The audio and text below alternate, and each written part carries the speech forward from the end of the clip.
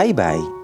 My name is Anisha, and I just want to share to everyone how I met my mom's greatest love. I was around 16 by then. Nasa McDonald's ako. I just got into college. I was waiting for my cousin kasi may kaibi. Sa may labas lang ako naghintay. I got bored and tired. I went inside to order something and sat down. Dala-dala ko ang miniature building model ko noon, which was a project sa major sub ko. Suddenly, out of nowhere, a man in his 40s bumped into my table and splashed his drinks and foods all over my miniature project. Grabe, di ko alam anong mararamdaman ko. Yon kasi 2 weeks ko din ginawa lahat ng yon, including the furnitures. I tried to save my miniature building by removing the foods on it. Tapos I took as much tissue to wipe. I was hysterical already and crying. I was shaking kasi terror pa naman yung prof ko sa subject na yon. The guy who damaged my project helped me also in cleaning it. Pati siya natataranta. But sadly na-damage talaga siya fully. I sat down and cried. And I told him, "Sir, dapat kasi tinitingnan nyo yung dinadaanan nyo. I spent 2 weeks to make that." My voice were shaking while saying those. Kitang-kita ang guilt sa mukha niya. I cried more kasi di siya nagsasalita. I was thinking na aalis lang siya or bibigyan ako ng pera. Nagpanik pa ako kasi 2 days na lang ipapasa na yung project. The guy sat down in front of me and said, "Come with me in my office. I will help you." Naguluhan pa ako and I was a newbie sa Cebu that time. I got scared as well kasi inisip ko agad na baka anong gawin niya sa akin. At nabasa niya yon. Sabi niya, "I'm an attorney. Huwag kang matakot sa akin." I arched my eyebrow. Paano niya ako matutulungan? He's an attorney. He still insisted sa sumama ako sa kanya. I felt relieved when I saw kids sa loob ng sasakyan. But then my anxiety and adrenaline rush said, he must be a kidnapper. Of course no. Tinawag siyang tito ng mga bata. They were sad kasi walang dalang pagkain ng tito nila kasi nga nabuho sa project ko. Yung chicken McDo lang atang nasalba. Then he placed my project at the back of the car. When we arrived at the law firm, everyone greeted him and bowed down to him. He must be really the boss. So ayun, nabasa ko name niya sa front door. He is an attorney nga talaga. I thought he was just joking. When we went inside his office together with the little kids, I saw a lot of miniature building models.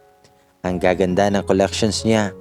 Sa pagkakatanda ko, 13 collections ang meron siya. Then he said, "Choose one." Napatingin ako sa kanya.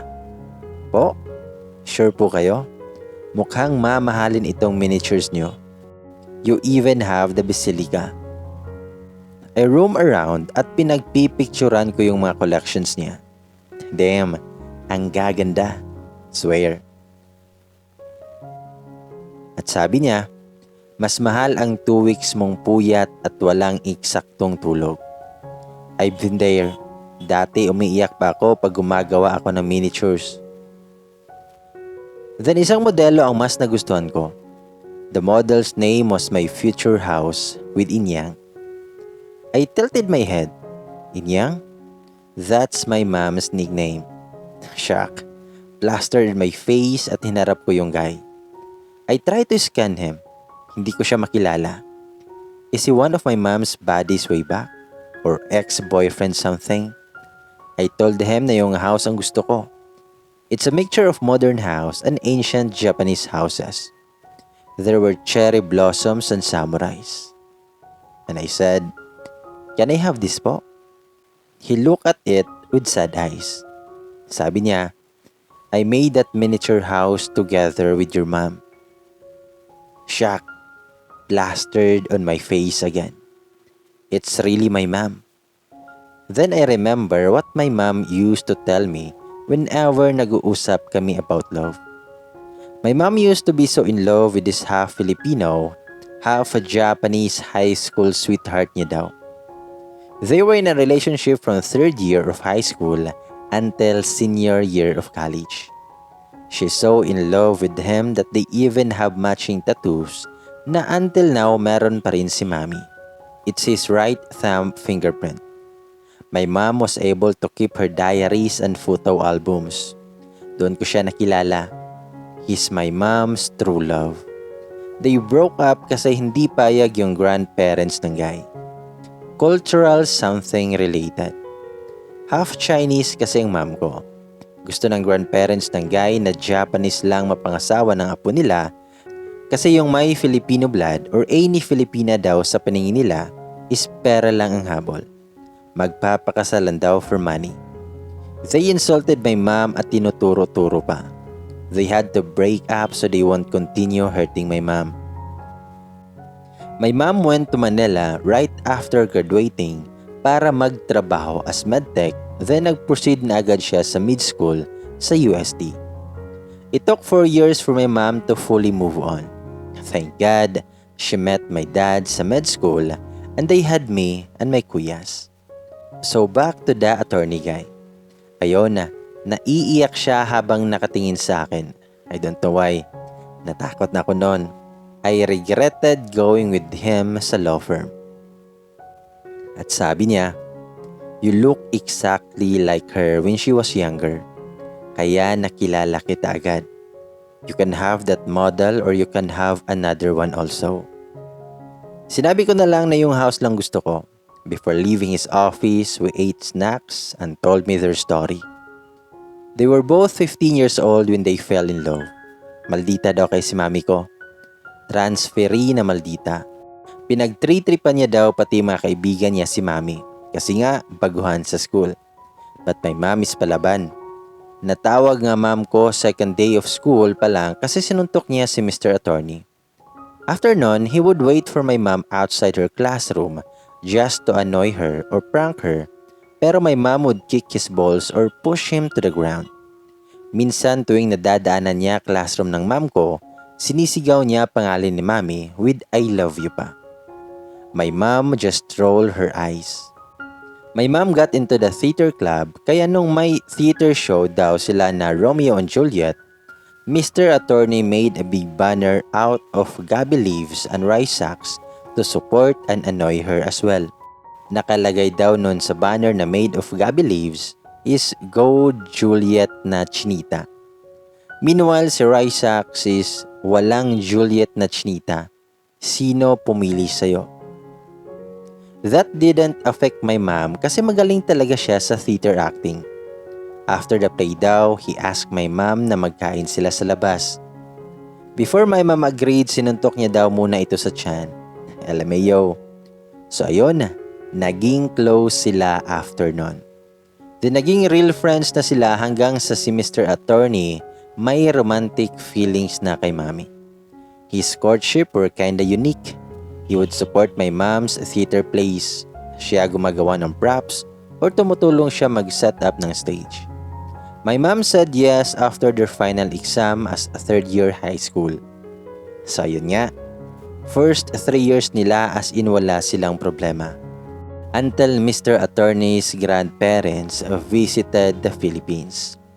After they heard this relationship with my mom, nagalit at pati parents ni Mr. Attorney pinagalitan. Nakakahiya daw kasi another Filipina na naman ang nadagdag sa family nila. Enough na daw yung Filipina mom ni Mr. Attorney.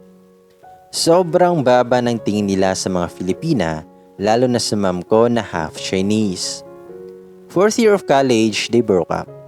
The last thing I heard from my mom is that umalis at pumuntang Manila para doon mag-apply at mag-proceed ng med school. Doon ko nalaman na kaya may miniature siya, it's because he is an architect as well. Second year college daw sila nung ginawa nila yung miniature house. I almost cried while listening to him. Sabi niya, alam ng mami mo na mahal ko siya. But I was so young back then. Wala ako sariling pera. Dependent ako sa parents ko. I only got my freedom after I got my license as an architect. I worked hard and tried to find your mom. Ang alam ko sa UST siya nag-aaral kasi nasa couple journal namin yon na sa UST siya mag-aaral sa pagiging doktor habang ako naman sa UP mag-aabogado.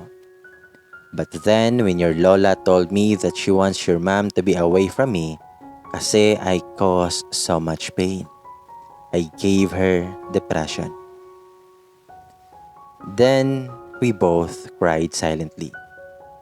He was wiping his tears at ngumiti na lang sa kolan habang nag-storytelling sa akin. At sabi pa niya, when I heard from your tito Vergel that your mom is getting married, hindi ako makapag-focus nun. Naisip ko na she got her license already as a doctor. Pwede na siya magpakasal kasi nga yun talagang plano namin dati. Timing pa na nagre-review ako para sa bar exam. Nabalik sa akin ang karma twice. I should have fought for her. I shouldn't have let my family manipulate and control my life that much. Then he showed me pictures of him and my mom na nakadikit sa likod ng graduation picture niya sa law school and sa graduation niya as an architecture student. Andun din ang letters ni Mami and their selfies using their film camera. He showed me also a box full of memorabilia. My mom's first gift for him.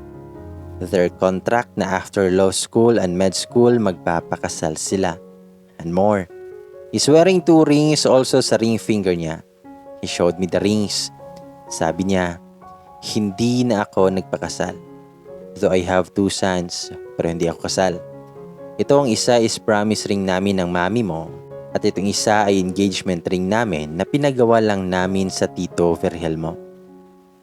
Siya lang pakakasalan ko.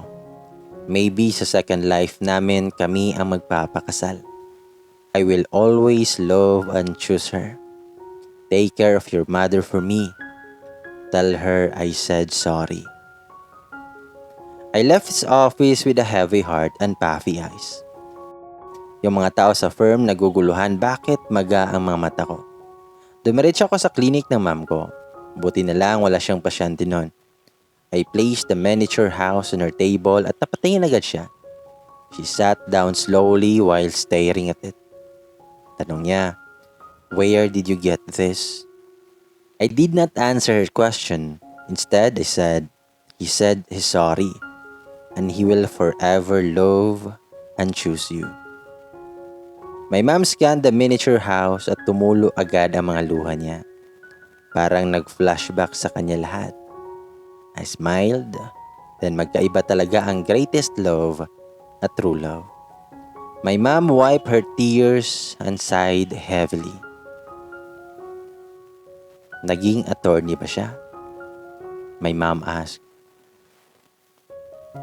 Sagot ko naman, attorney at architect, ma'am. Tumango lang si mami habang tinitignan ang miniature. Nakala ko magagalit si mami kasi nga nakausap ko yung ex-boyfriend niya. But no, she told me na may mga tao talagang sobrang mahal natin na parang mundo na natin pero hindi natin makakatuluyan. Yun daw ang greatest love para sa kanya. Habang ang tao namang sumagip sa atin nung basag ang puso natin, people who bring torch during our darkest moments and glued back our broken pieces together, yun ang true love at si Daddy ang true love ni Mami. My mom and Mr. Attorney met during their high school reunion. Kaso hindi na sila nagkausap ulit noon kasi kasama ni Mami si Daddy. That's how they met each other for the last time before Mr. Attorney died because of her heart failure last year.